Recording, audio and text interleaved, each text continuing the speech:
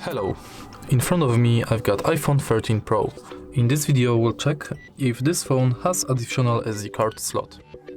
In order to check it, we'll have to eject this slot right here. So let me do it.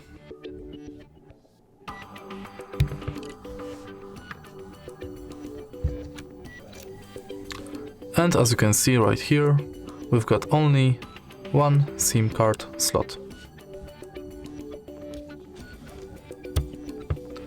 So to sum up, iPhone 13 Pro does not support additional SD card. If you find this video helpful, please leave a like, comment and subscribe.